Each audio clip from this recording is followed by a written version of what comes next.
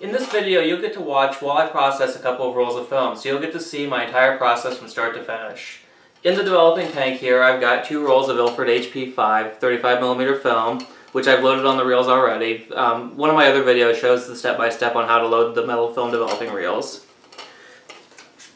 Once you've got that done, then you're ready to do the process itself. Now, the very first thing you need to do is safety. Wear gloves to protect yourself from the chemicals. I've had health problems from this. And I know a lot of people say, oh, this stuff is perfectly safe, black and white chemicals can't kill you, they won't hurt you. Some people get sick from this stuff, some people don't. It's best not to take a chance with it. A lot of this stuff is more dangerous than a lot of people think it is, and it's just not worth the risk. I'm only 39 years old and I've got some health issues from it. And I've been doing this since I was 15 years old, so, you know, take that into consideration. The next thing we need to do is clean out our measuring graduates. And this is something a lot of people neglect. And I know a lot of people complain about having problems with dust on their film. You know, when the film is dry, there's dust lodged into it that shows up as dust spots on their prints. Part of keeping that away is having a clean place to dry the film and keeping the film clean after it's dried. But I think that keeping the developing equipment clean is important too, because if there's dust in here because this thing has sat around a while and not been used, that gets in your chemicals and that's going to get some of it in your film. I haven't processed a roll of film in a few weeks. Because I've been in the middle of moving, I've just finally moved into my new house here. So I know this stuff is really dusty and dirty, so let's go ahead and clean this out first.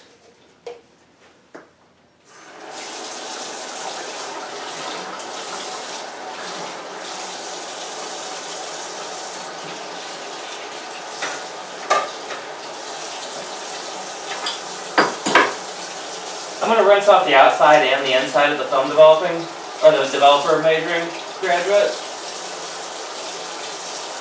And I'll go ahead and clean the thermometer at the same time. Usually what I do is I just fill and dump the container a couple of times with hot water. And that usually gets rid of any gunk that's in there. Now of course after you get done processing, you need to do the same cleaning to get any chemical residue out. That way when you get ready to do another roll of film as we're doing, there's no chemicals in here that we're washing out, we're just getting rid of dust and dirt. If you've got chemicals drying, these are a lot harder to clean, so it's better to clean that stuff as soon as you get done processing. Kind of swish this around to stir up any dust that's stuck to the side. I'll fill and dump like that a couple times.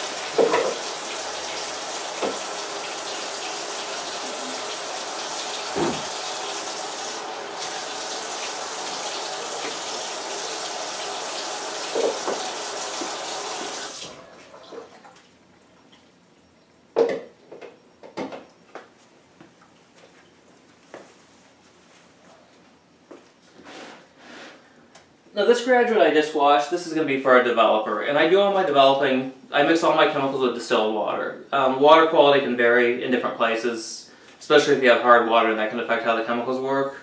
I know that even though I live in a big city and we have pretty good municipal water here, there's times, you know, after heavy rain or after a lot of snow melts, the water smells like chlorine. I don't know if that affects the developing or not, but I don't want to take a chance. This stuff is cheap, it costs a dollar for a gallon, so we'll go ahead and use that. The first thing I need to do is, I always rinse off the outside of the jug, because when these things sit on the floor and they collect a lot of dust, and I've actually found pouring water out of them into my graduates, dust can get off this into the developer, so clean that off first. The developer I'm going to use today is Kodak Tmax Developer, and Tmax is a good general purpose liquid developer. It gives good film speed, good tonality, good grain, pretty decent sharpness. It's not the best developer in the world at any one certain thing, but it's a good all-around compromise developer. And kind of like D76, except this comes as a liquid, which I think is a lot easier to work with. I don't like working with powder chemicals if I don't have to. What we're going to do with this is we're going to dilute this 1 part developer to 7 parts water.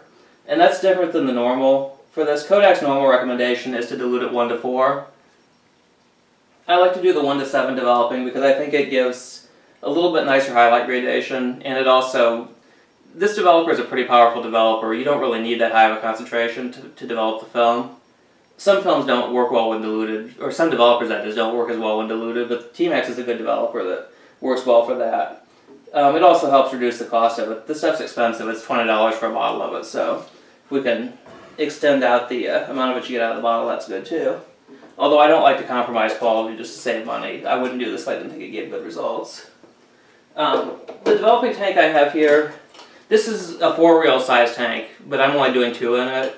And I always do that. I always do 2 films in a 4-reel tank. Some developers, like D76 for example, really don't have the capacity to develop 4 rolls in this amount of developer. With Tmax Developer that's not an issue, but having more developer than you really need is still a good safety measure to make sure that the film is fully developed. This tank holds 30 ounces of water, or 30 ounces of developer. So in order to get a 1 to 7 dilution, we're going to do 28 ounces of water and then 4 ounces of developer, which will give us a total of 32 ounces, and that's a little too much, but once we get it mixed up, we can pour off the extra 2 ounces. So let's go ahead and measure out our water. And we need to make sure that we have this at the right temperature as well.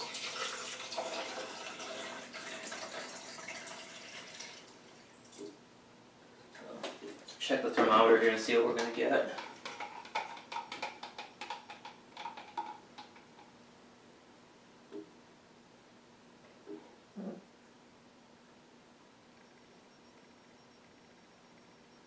We need this to be 68 degrees, and I'm looking at the thermometer here and it's looking like it's about 74.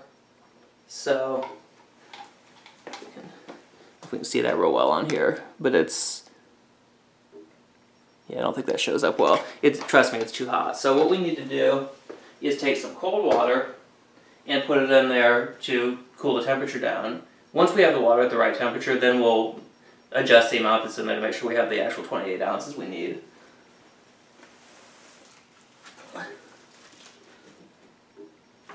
Now, this water down here was kept in the basement and it's nice and cold, so I think we'll use that to cool down our water from the other jug, which I brought down from upstairs.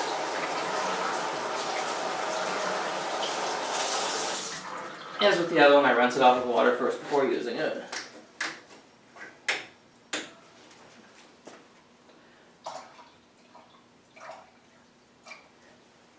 Usually I keep a jug of cold water in the refrigerator upstairs, which is even colder than this.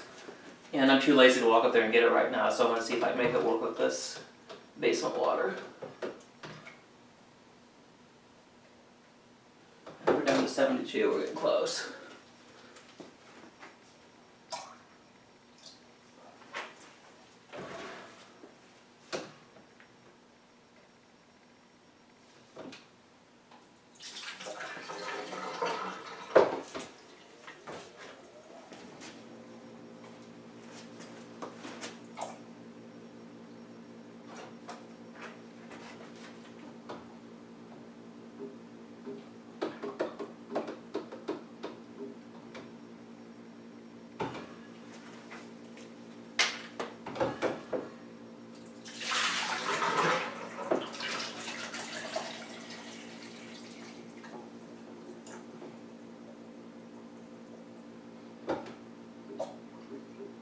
I should have gone upstairs for my colder water. This stuff is not as cold as I thought it was.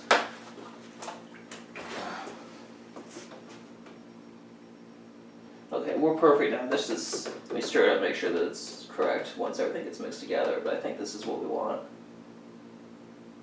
Yeah, we're at exactly 68 degrees. This is perfect. Now I need to make sure we have enough of it. And we're very lucky, exactly 28 ounces. Before we add our developer to the water, I want to show you how we do the measuring too. This is something that's basically a high school chemistry class skill, but a lot of people either didn't do it or can't remember from that long ago. When you measure liquid chemicals, there's a certain way that you have to measure them to make sure that you have an accurate measure. If you look at our graduate here and you see the water level in it, we want 28 ounces. And if you can see where the water is at the top there, it looks like there's kind of a double line. And the reason is because liquids, when they're in a measuring graduate, because of capillary action, near the edges of the graduate, it kind of pulls some of the water up so that the surface of the water is actually not flat. It's actually kind of a curved sort of shape. And in order to get an accurate measure, you need to measure the water level at the bottom of that curve, not the top. Because what's on the edges that you see is the double line there, it really is very, very little actual chemical. So in order to get an accurate measure, you need to measure at the bottom of that curved surface is called the meniscus, and you need to measure at the bottom of that. And if you look here at our 28 ounces, you can see how I've got the water level at the bottom part of it is at the 28, where the top part of the meniscus is a little bit above that. But this is accurate. This will give us our 28 ounces we want. So the next thing we're going to do is then go ahead and get the Tmax Developer, and we'll add that to it. Now notice when I've done my measuring, I've taken the thermometer out. I've just got it laid up there just to get it out of the way. The reason is when you put the thermometer in the measuring graduate, the thermometer's volume will actually displace some of the water, making it appear that there's more water in there than there really is. And so to get an accurate measure, you need to make sure that there's nothing in the measuring graduate except the chemicals you're measuring. So thermometers or stirring rods or anything else like that has to be removed before you measure to get an accurate measure. So we'll go ahead and leave that out while I add the Tmax Developer. And as I said, we're going to add 4 ounces of this to our 28 ounces of water to get our final 1:7 dilution. And I'm going to get down here on my knees and look at it so that I can see right from the side there. Because if you look at it from above or below, you're not going to get an accurate measure too. You need to be looking straight at it. And as I did with the water, I'm going to be measuring at the bottom of the meniscus. And we started with 28 ounces of water, and we're adding 4 ounces of developer. So we need to get it up to 32 ounces. I think that's correct. I'm going to let it settle. This developer concentrate is a very thick, syrupy liquid. I think you can kind of see it looking up close. You can see how there's that real thick, syrupy liquid kind of flowing around inside the water, because the water has higher viscosity. It's a thinner liquid. And because the Tmax Developer is such a thick, syrupy liquid, we need to make sure it's stirred really, really good to get it thoroughly mixed into the water to break up that thick consistency of it, or else you'll get uneven developing. But if you look over here at the measure of it, you'll see that the 32 ounces is showing at the bottom of the meniscus there that's formed by the combination of the liquid, water, and the developer, which is exactly the way it needs to be. So we'll go ahead and then get our thermometer and we'll mix it up. I'll see if I can do that while holding a camera in one hand.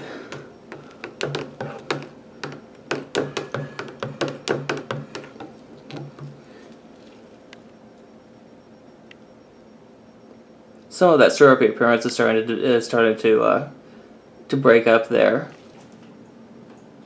I'm going to go ahead and mix it some more. If you mix a developer too much, it can cause oxygen from the air to get mixed into it. That's a concern with some developers. They're very sensitive to that, but Tmax Developer really isn't. So if you mix it for a minute or so, it's really not going to hurt anything to make sure that we get everything thoroughly mixed in there. As I said, this is an unusual developer because most developers that you buy are not a very thick liquid. They have a consistency similar to that of water, so they don't need quite as harsh mixing as Tmax Developer does. HC110 is probably the only thing that's like that. HC110 or Ilford Tech HC, which is Ilford's version of HC110. Those are very thick liquids too. I think even more so than Tmax Developer. But you see when I'm mixing with it, and then I'm reversing direction every few seconds to really break up the flow patterns in there, make sure everything's thoroughly mixed.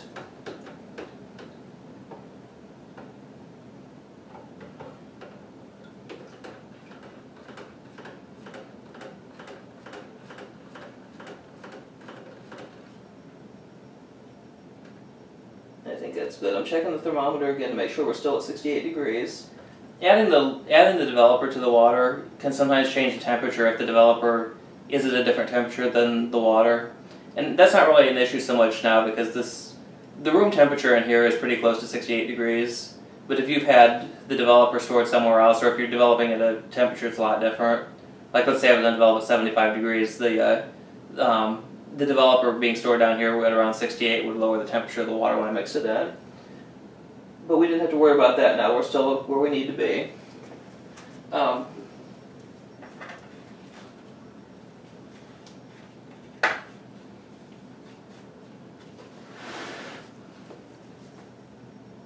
the next thing I want to do is I want to get my tap water flowing at 68 degrees. And so I'm going to use my thermometer here to measure and adjust it until I get it right.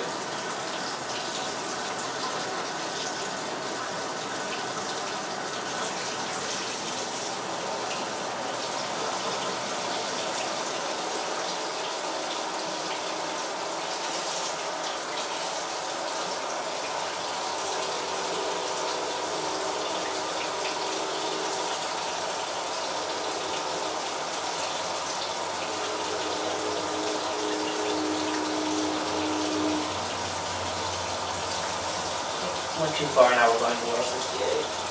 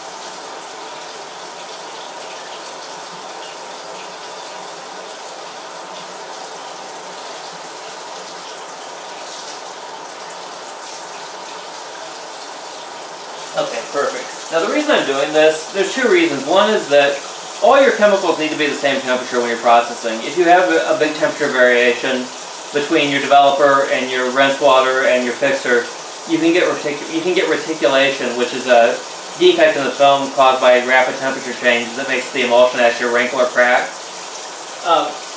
It's kind of hard to do that to modern films because most of them have a hardened emulsion that resists that, but it's still a good idea to keep everything the same. And after a developer, we're going to pour the developer out and rinse with water, so we need that to be the right temperature. The other thing too is that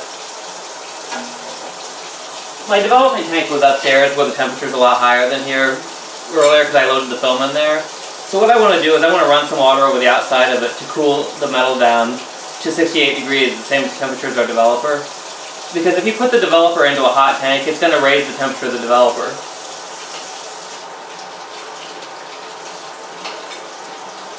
So I'm just going to run a little water for a minute or so. That brings the temperature down where it needs to be.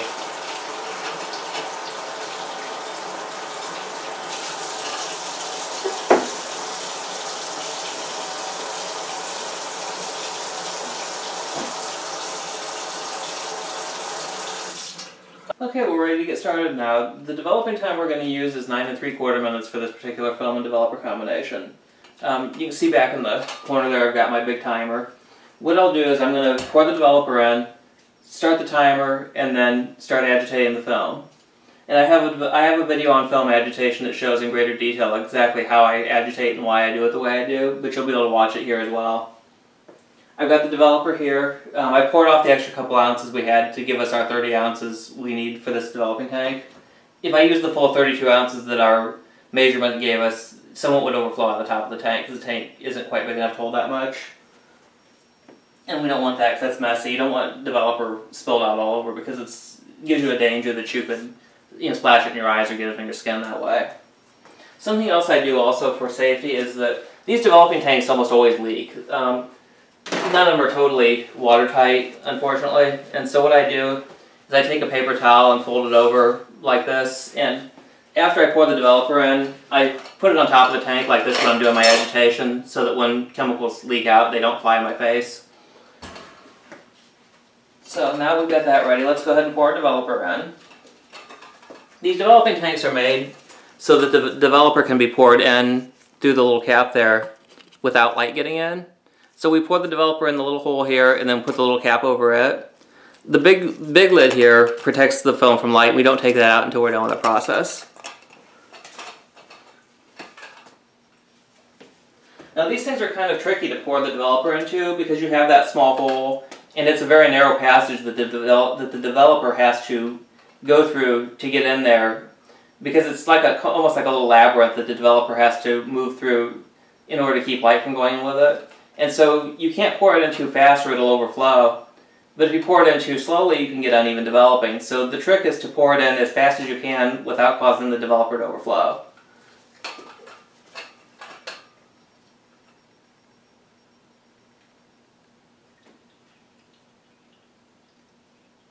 And this is something really that just comes from practice.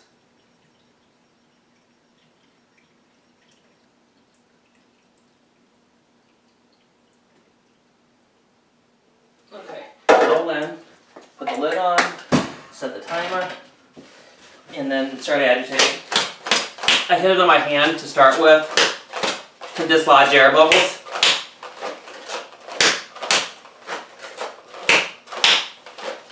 And then I agitate like this the first 30 seconds.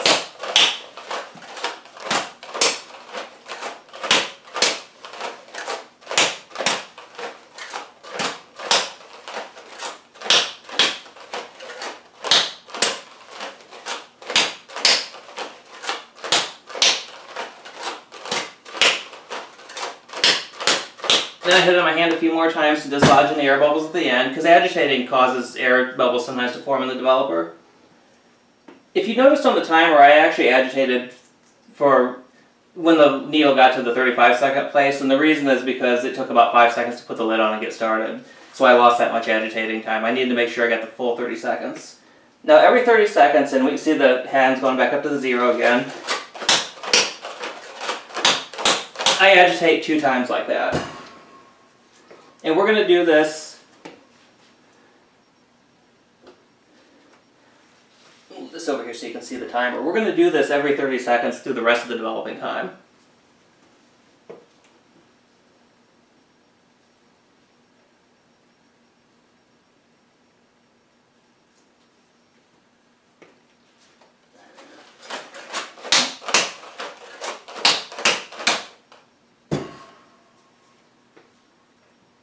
And while that's happening, we can go ahead and rinse out our developer graduate. You don't want any of this stuff to harden in there or dry out because it's a real pain to clean out if it is allowed to harden. So I'm going to go ahead and put it into the running water here. And we'll fill and dump it like 3 times or so just to get all that rinsed out. Now while we're doing that, we still have to pay attention to our timer because we're about ready to agitate again.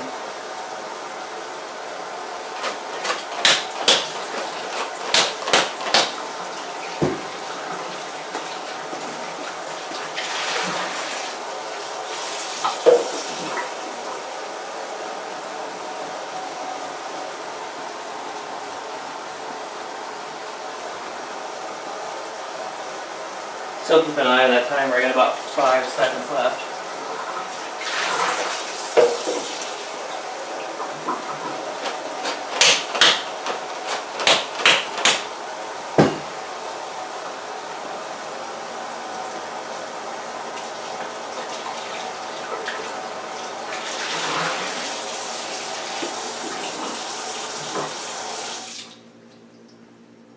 I'll go ahead and set that graduate aside because it's clean now, so keep it away from the other chemicals.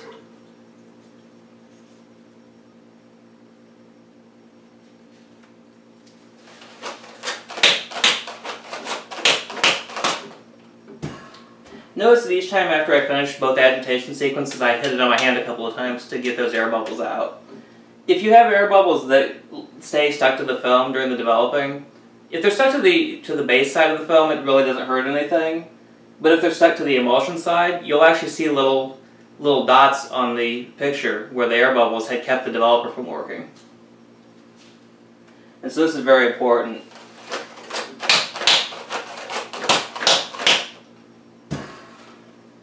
Some types of developing reels also can retain real large air bubbles all along the metal or plastic track that holds the film. And this is an especially big problem with plastic tanks. When I was in college, I learned to use plastic tanks for the first time. And I had actually learned film developing with metal tanks when I was in high school. The plastic tanks I found when I was developing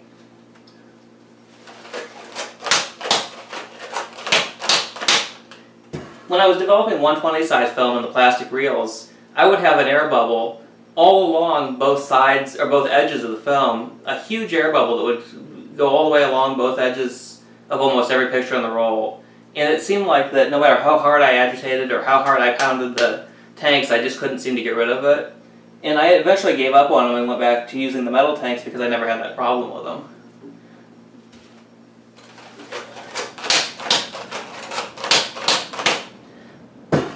The plastic tanks never gave me that kind of trouble with 35mm film, only the 120 size for some reason.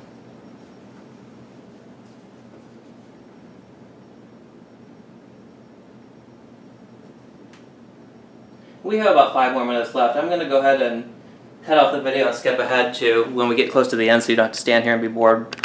Okay, we're down to our last couple minutes here, and I've got the water running again. Because I want to make sure that the water coming out of the tap is 68 degrees, and it's a little bit too hot, looks like. You need all your chemicals, your developer, your rinse water coming out of the tap, and your fixer to all be at the same temperature. And so I'm trying to make sure this is at 68. It's a little too hot right now.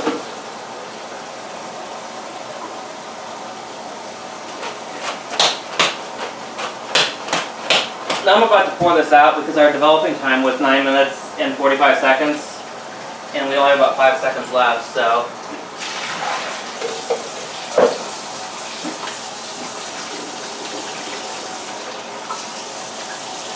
I had set the timer for 10 minutes just because it's easier than setting it for 9:45, so that's why I poured it out 15 seconds early. Now once it's all poured out in the sink, then we fill it with water.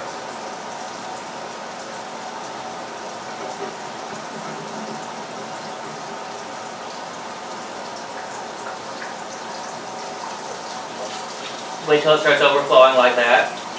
And then I agitate it a few times using my rubber glove hand to seal the top of it. And then pour it out. That kind of rinses the developer off the film. Because what we're trying to do here is we're trying to get the developer all rinsed out of the tank before we put the fixer in, because the two chemicals will contaminate each other. If there's a lot of developer, it'll make the fixer not work well, if there's a lot of it still in the tank, or still on the film. Once that's poured out, we fill it again.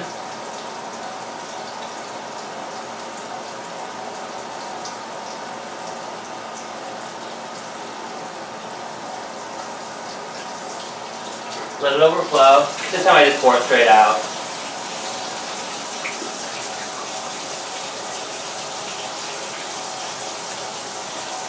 We can go ahead and shut off the water after that. I'll turn it back on when we get close to the end of the fixer.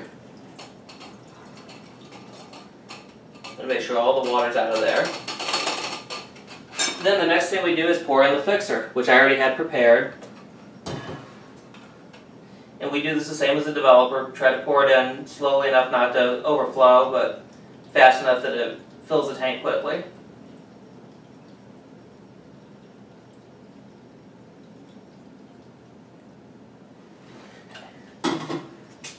Cap on, put our paper towel back, start agitating, and then I'll set the timer.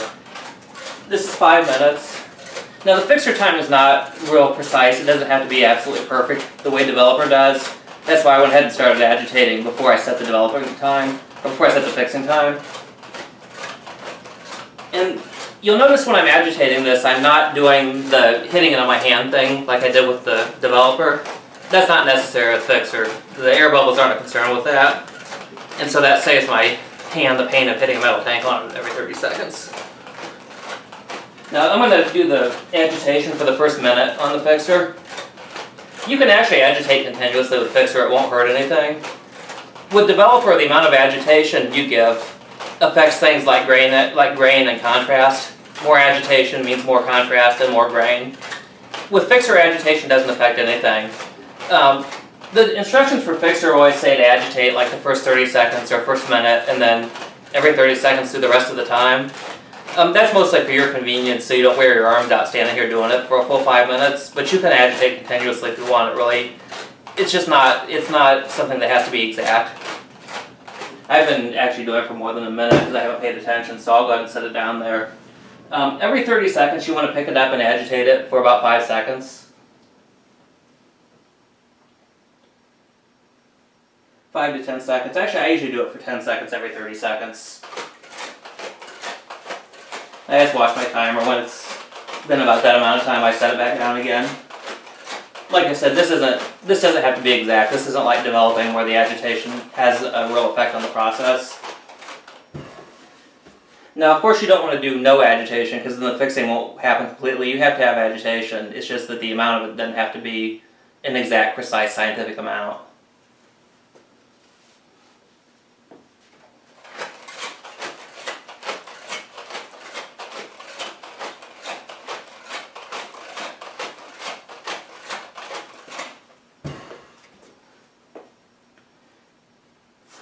I'm going to go ahead and rinse out the fixer container here too. Now the fixer I keep already pre-made and kept in a jug like this because the fixer comes in a concentrate that makes a gallon of working strength. And fixer can be reused. You can do about 50 rolls of film in a gallon like this. So after each time gotta watch my clock. After each time I pour it back into the jug and I keep track of how many rolls have gone through it before I get rid of it. And so instead of mixing up fixer just enough use for today's work, I make the whole gallon at once and just keep reusing it. That's why it was already pre-made. And the fixer is you follow the directions the manufacturer gives you. Most of them are made to be diluted either 1 to 3 or 1 to 4 with water to make your final strength. So just do whatever that says, and pretty much all fixers today are ammonium thiosulfate rapid fixers. They all take about the same fixing time, no matter who manufactures them.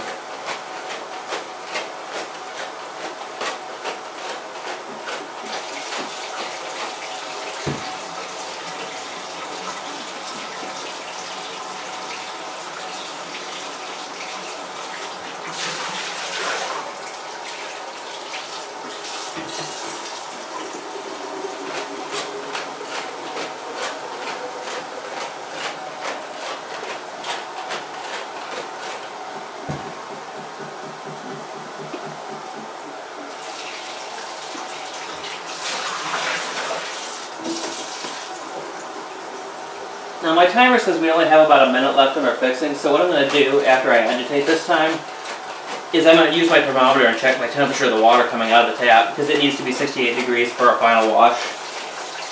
And so I'll take our thermometer here. Oh, that's way too cold.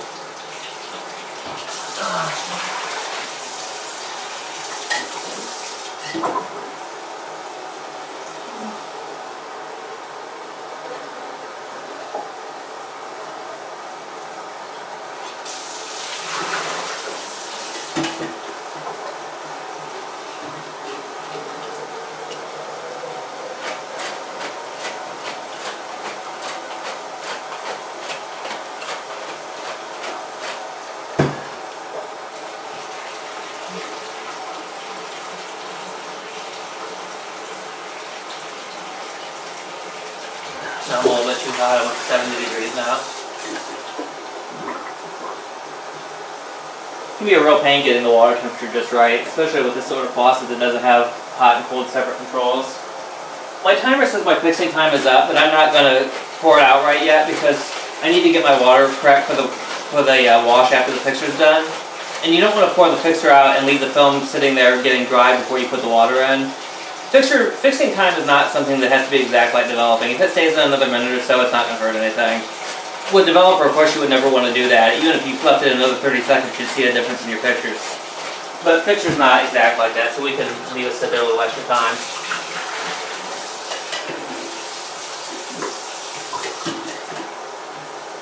I should have started this a little bit earlier. Usually I start getting the water adjusted about 3 minutes before the developing time ends.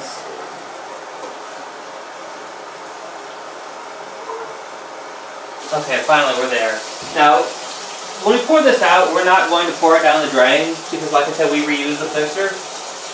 Plus, the fixer has silver in it. You really don't want to pour that down the drain anyway.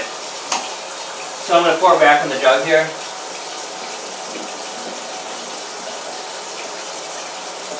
A lot of people like to use a funnel for this, but I've gotten good enough at it I really don't spill any, so make sure it's all poured in there.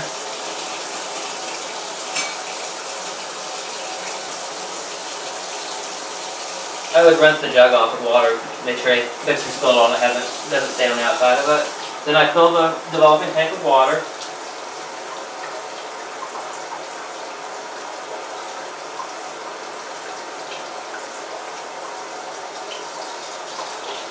Let it overflow like this. Now we got it full. Pour it out.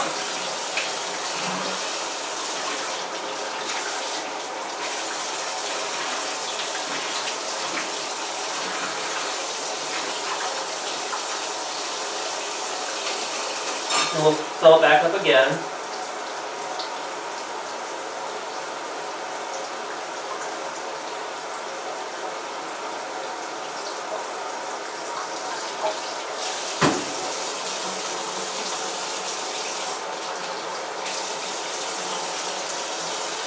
Okay, here's the fun part. We can take the lid off now. After the fixer, the film can be exposed to light. So we'll go ahead and take the lid off.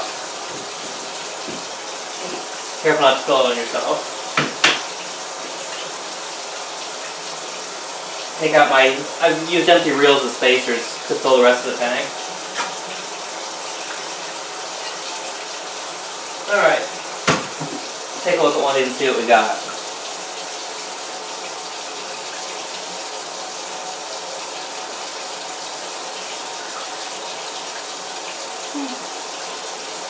Oh yeah, those look beautiful. You probably can't see it through the camera's lens there, but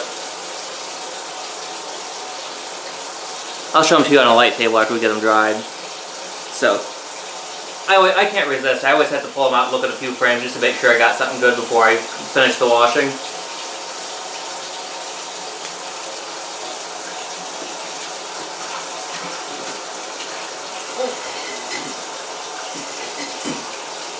I've actually got 2 rolls in here, so of course I always have to look at both of them.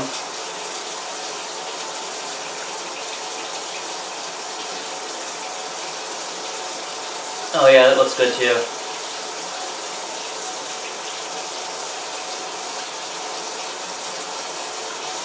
Put those back on the reels.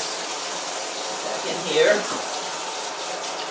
Put the spacer reel back in. What I'm going to do now is the washing stage, and the washing takes, I leave it in the washer about 10 minutes, and I'll go ahead and set the time on here.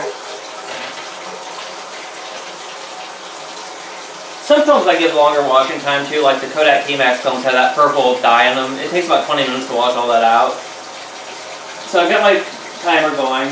What I'm going to do is, because I don't actually have a film washer, what I do is I let water run into the developing tank, and every minute I pick the tank up, pour the water out, and then let it refill.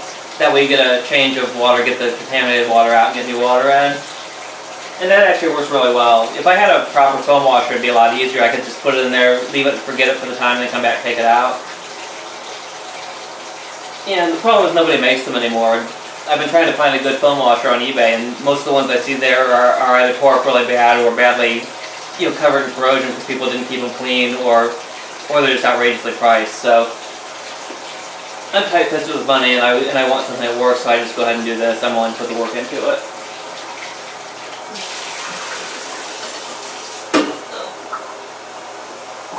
So as I said, I'll let it keep doing this. Every minute I'll pour it out and let it refill. Every couple minutes I'll get the thermometer out, check the temperature, make sure the water temperature hasn't drifted.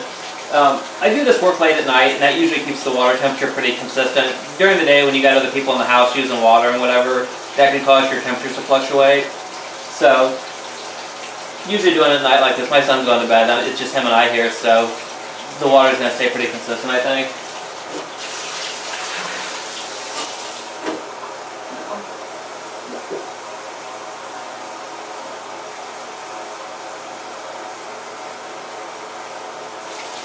Now the next thing we need to do, there's one more chemical that this has to go into after the washing is complete, and that's a wetting agent. And what a wetting agent is, it's a chemical that makes the film dry evenly so you don't have water spots on it. The one I use is Kodak Photoflow, and Photoflow is basically a very highly dilute, very purified soap, and you just put a little drop of it into the water, and it is enough to make the film dry a lot more evenly. And I compare that from distilled water. And so what I do is after the foam washing is done, I then pour the water out, put the Photoflow in, leave it in there for about a minute, and then take the film out and hang it to dry. And I'm going to watch my timer here. I keep forgetting I need to pour this out. We have about 8 more minutes or 7 more minutes left of the washing, so I'm going to go ahead and cut out, and when we come back I'll show you how to develop, or how to mix the Photoflow. Alright, washing time is done. I'm going to let it keep on rinsing though while we mix up our Photoflow.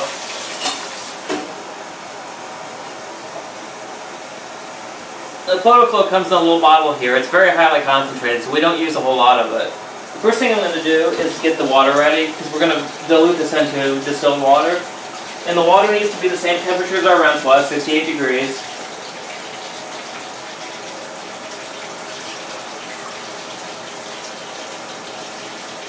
And we'll get this to the right temperature the same way we did the water for the developer, by mixing the warm and cool water bottles together. And we're pretty close here. This is 67 degrees. We're only 1 degree short.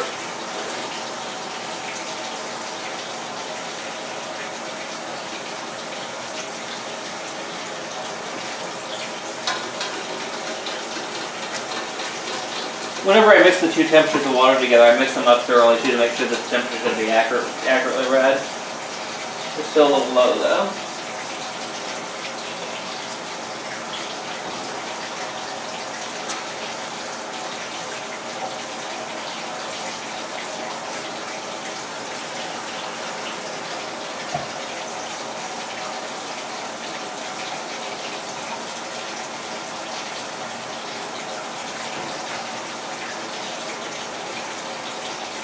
Okay, we got the right temperature. Now I filled this pretty close to the top of the graduate. We actually need more Photoflow than what the developing tank can hold, as I'll tell you in just a second.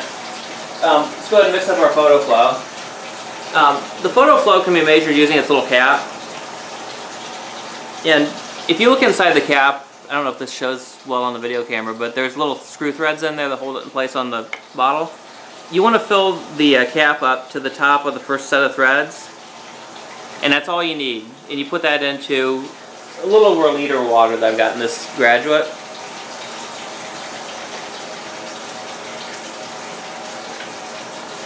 So you can see it takes very, very little of this stuff. Now once that's been mixed in, we stir it up, make sure it's all thoroughly dispersed through the water.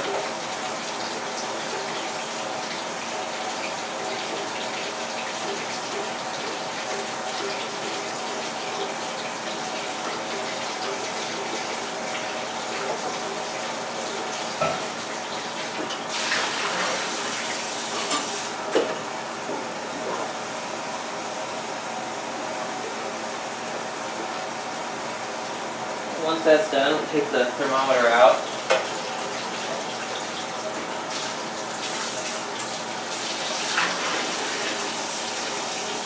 Pour our wash water out. Make sure it's thoroughly poured out.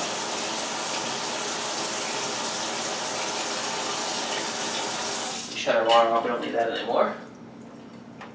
Now, in order to get some agitation with this, to make it displace the water that's still stuck to the film, I kind of fill and dump the tank with the Photoflow several times. And you can see when you do that, it creates a lot of bubbles. This is basically soap, so.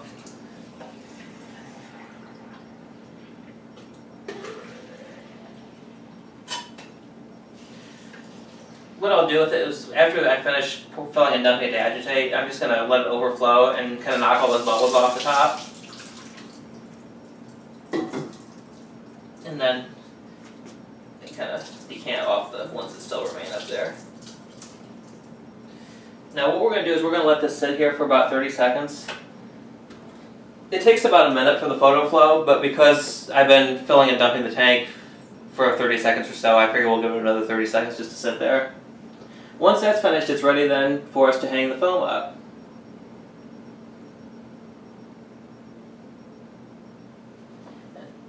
go ahead and get ready by pulling my sleeves up here and rinsing my fingers off. If you touch your clothes, you want to rinse your hands off because any lint and dust on your clothes can transfer to the film.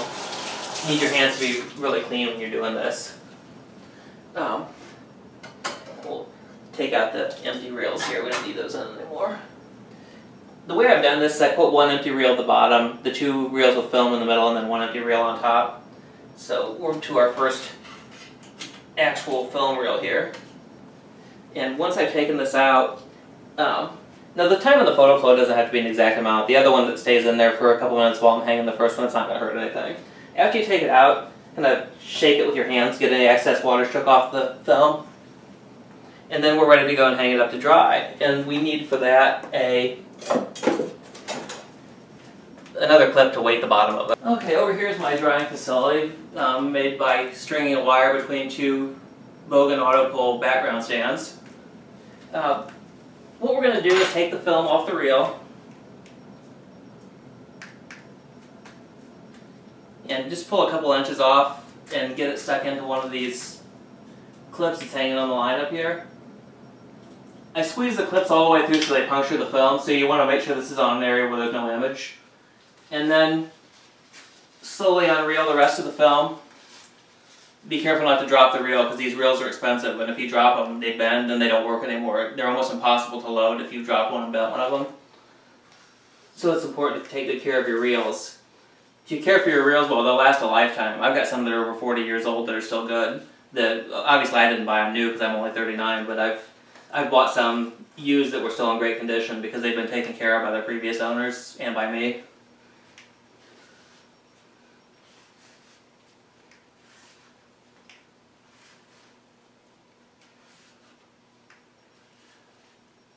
I just set this up this morning, so I'm hoping I've got these high enough off the ground to accommodate a 36 exposure roll, which is about 5 feet long. Okay, now we got all the film off the reel. We take our other clip to use as a weight and just clip it onto the bottom and let it hang. There. And then I'll go ahead and get the other film and do the same thing with it, and then after that it's just a matter of waiting for it to dry. Down here in the basement it's kind of cool here, so it'll probably take a few hours. It's past midnight, so I'm going to go up and go to bed because I got to get up early in the morning, and tomorrow afternoon we'll cut the film down, take a look at it, and see what we got. Oh yes, one very important thing I forgot to mention too is that after you finish your developing, it's very, very important that you thoroughly clean all of your equipment. The developing tanks, the developing reels, the lids for the tanks, your measuring graduates, your thermometer, all that stuff needs to be rinsed very thoroughly with hot water to remove any trace of the chemicals in it. Now the washing process that we put the film through removed any fixture or anything that would be on the developing tanks and reels, but the photo flow itself is something you want to remove too, because even though it's basically just soap, if there's residue of that in the developing tanks, the next time you develop film, it'll cause a lot of bubbling of your developer and cause those air bubble problems we talked about earlier. So it's very important that everything be thoroughly cleaned, because if you get any residue, and especially in your measuring graduates, if there's any fixer residue or any developer residue in those, that stuff's almost impossible to remove later, and it can contaminate other chemicals that you put into them.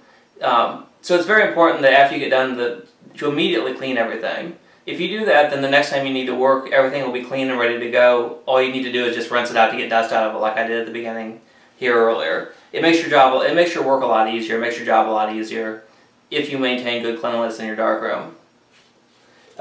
Also, one thing that makes that easier is if you use these metal tanks that have the plastic lids, the lids actually come apart. When the lid is being used, the inside of it has this disc here that the water and chemicals flow around. It's a light trap, is what they call it. It keeps the light from getting in. Rinsing this out real well is difficult if it's kept put together, but fortunately it just snaps together and you can pop it out and clean the inside of the lid, the light trap piece, and then also the little cap all totally separately. I wash those separately and then I leave them to dry on a paper towel separately, and then when they're dry then I snap them back together so that they're ready to use again.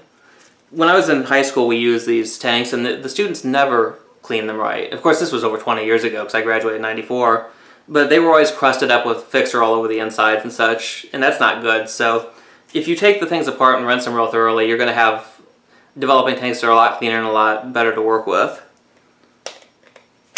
And the components will last a lot longer too, because those chemicals that corrode on these plastic things can degrade the plastic too.